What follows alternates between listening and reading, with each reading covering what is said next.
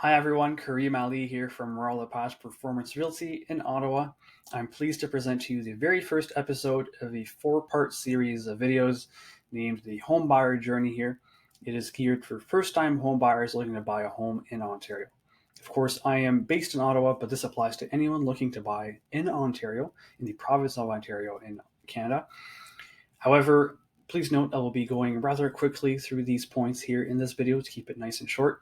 But I do present this to people, on demand, in person or virtually. So if you'd like me to present this to you, answer your questions as we're going, please reach out to me. I'll be happy to do so. I'll lower my screen and start right away here. So as a first-time home buyer, this might be new to you, but we'll get through it. Your job is to start here and start at the very beginning as being someone who doesn't own a home to close smoothly on the property. Closing means, taking possession of the property. So getting the keys and paying for it will get you there smoothly. The very first step of preparation involves two people. Well, let's call it two people for now. The first set of people are the buyers. And as buyers, you have a few jobs to do here as you're buying your very first home. First one is determine what you need in a home. Of course, you might say, I would like to have a pool in my home, but do you actually need one? Perhaps you do. And if you do, that's plenty fine. It's important to note it. It will be very helpful in a hot market like the one we've had in Ottawa in the past 4 years, talking in 2023. It will help you make fast-paced decisions, which will matter a lot. Number two are what are my wants and deal breakers. Perhaps you don't need a pool, but maybe you want a pool, and that's plenty fine. And you might have also some deal breakers. A common deal breaker I see is to have either no garage, being close to a busy road or on a busy road, and those are fine to note and important for you, the buyer, to determine. The third point is what can I comfortably afford? Now, it's relatively easy to go to a bank and get a pre-approval. The question now is what can you comfortably afford as you're searching for a home? You want to make sure that your current income and your spending habits support the expenses you're about to take on as a homeowner. So we don't want you to be eating noodles every day for dinner for the next year. We want to make sure you'll be comfortable and happy with your future expense to income ratio. Number four, are all buyers on the same page? As a buyer, you might be buying alone, but you might also be buying with a partner. You might be buying, co-signing with family members. Are all buyers on title for the property on the same page? Do you have the same needs, wants? Do you agree on what your budget should be? These are all important factors to take in here. Now, if you're buying your first home, oftentimes you will need the help of a lender. You will need a mortgage for your home. Some of you might be buying your home cash or upfront, and that's plenty fine, so this will not apply to you. But if you are buying a home with a mortgage, take note that you have the option of going directly to a bank. So in Canada, we're talking about TD, RBC, or a mortgage broker. And I'll take a few minutes here, well, hopefully not a few minutes, a couple of minutes to talk about the difference between the two. The very first point here is that both will be able to arrange financing for you. So both a bank and a mortgage broker will be able to find you financing. The bank might be familiar to you. If you've been banking with them for a long time, it might be easiest. You might have some contacts there. You might know a financial advisor perhaps you can talk to. So it might feel easiest to go to a bank. A mortgage broker oftentimes will be more experienced, highly trained. They'll be someone who has proven themselves in the market as they've survived being a mortgage broker for any time period. Banks oftentimes will employ newer mortgage advisors. Of course, you can find mortgage advisors with more experience, someone you can trust, someone who's proven. So it'd be important for you to talk to your friends, family. If you know a realtor who's familiar with your market, talk to them. They will most likely have contacts at each major bank, and they will connect you with someone who is experienced, someone who will take good care of you. The bank will have one suite of products to offer, so they will oftentimes only offer one product from their bank. So they're the only lenders that they will cover. A mortgage broker will access most banks and monoline lenders. So a broker will oftentimes have access to 50 plus options for lending. There are some banks that brokers cannot access since they don't deal with brokers at all. And it's important for you to ask your broker which banks they don't have access to and determine whether you'd like to talk to those banks at the same time. Now, as a bank, of course, they work for themselves. They have bottom line profits to protect. Uh, However, if you're working with a mortgage broker, similarly to realtors rather, they are motivated for repeat and referral business. This means they will treat you with a higher degree of carefulness, say, and service, and they will be working to make sure you're happy with their service and that you will refer them to friends, family, and whatnot. So oftentimes you'll find mortgage brokers working longer hours, they'll be working on weekends. So when things need to be done as you're buying a home, it will oftentimes be best to talk to a mortgage broker.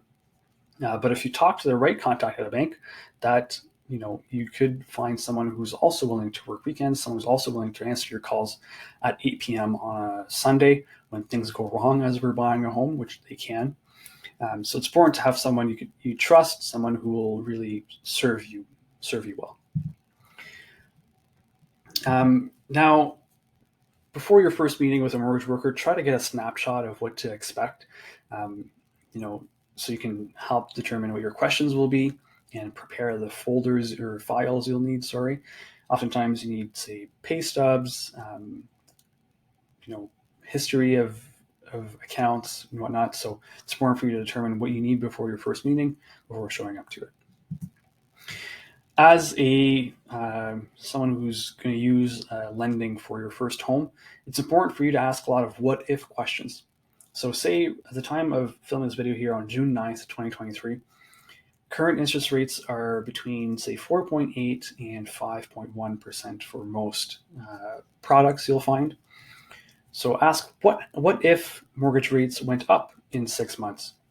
If you're going variable, or what if mortgage rates went up in 5 years if you're getting a fixed rate? Are you still going to be able to comfortably service the debt you have in that home? Ask, what if I decide to move in 2 years? What if I lose my job in a few months? Ask a lot of what if questions to find out if that mortgage product you're being offered is the right one for you, your needs, and your plans for the future. Lastly, you live in the rate. It's important to note that rates right now are, say, about 5%. They might change. They might go lower. They might go higher. Again, make sure you're comfortable servicing a higher rate than you're getting right now, and that you won't be pinched too harshly. In preparation, you have the buyers. So your job is to take inventory of your needs and wants. Make sure all buyers are on the same page. Your lender will pre-approve you. And once you're prepared, we'll start your search here. And this is where I'll compare having a realtor on your side or not having a realtor on your side. In Ontario, you can search solo or hire a realtor. If you're searching solo or hiring a realtor, either way, you'll be able to access all publicly available homes. If you're searching solo, you'll be working with listing agents, so the agents that represent the sellers. And if you're working with a realtor, you work with a realtor, of course, and you'll get to also see pocket inventory, meaning that oftentimes as realtors, a full-time realtor at least, who's working in a market, we will know of upcoming properties that might suit your needs, and we'll be very happy to connect you with these properties so you can catch them before they come to market. As someone searching solo or working with a realtor, either way, you can visit open houses. A realtor will a good realtor will schedule showings for you. Some realtors will say, oh, go look at open houses on your own time, but a realtor who's looking for your best interest will schedule showings for you. It's not very hard to schedule showings, but it can be taxing. Sometimes it gets difficult to match your schedule with the owner or the tenant of the home schedule. Having a realtor take care of that, especially if you're working a full-time job, can be very helpful and can help lower the amount of stress you're exposed to as you're looking for a home. Realtors can also preview homes during your unavailable hours. So say you're working a full-time job and you see a listing that comes up online. The pictures seem okay, but there are a few red flags here and there. It's perfectly acceptable and expected of a good realtor to go preview that home for you. Go have a look. They'll go have a look at that home for you. Make sure that you will, spend some worthy time going to look at it if and when you go actually see it yourself. Hiring a realtor costs nothing in Ontario, especially, well, at least in our team. We don't charge buyers for our services. We will only get paid as per a seller is paying. So if the seller is paying commissions to buying agents, we'll take payment. But if the seller is not paying commissions, we do not expect our buyers to pay us our commissions. And as a buyer, again, you're not expected to pay us anything for our services.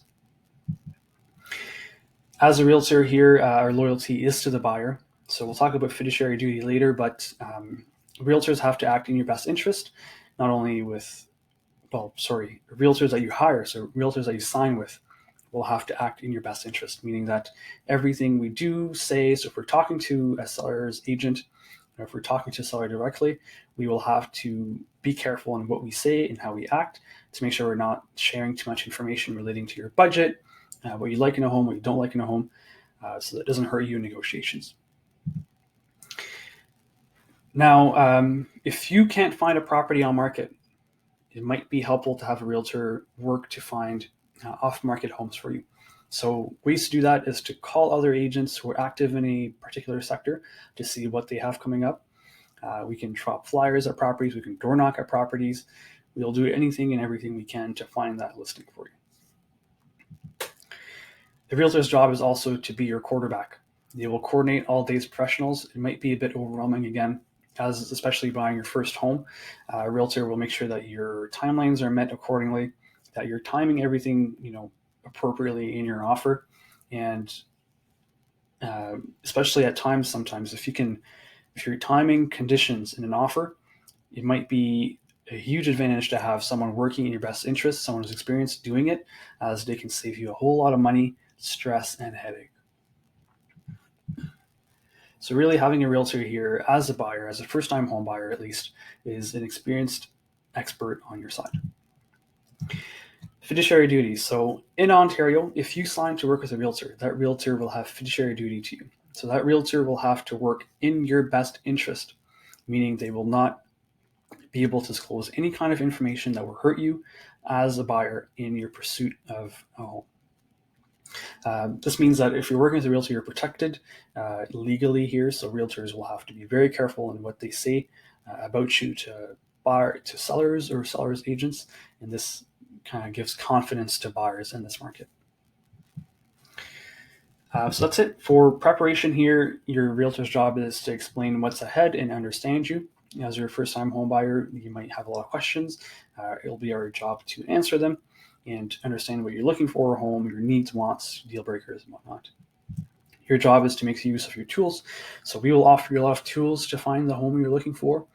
And your job will be to make use of them, and the team you'll have around you, especially if you're looking for a condo, you might have a lawyer on hand. And your lender will hold the best terms you have right now. Hold the best rates and the terms you have right now to make sure that if rates do go up, your pre-approval rate will not go up with them, at least for a certain time period, which is oftentimes about 90 days long.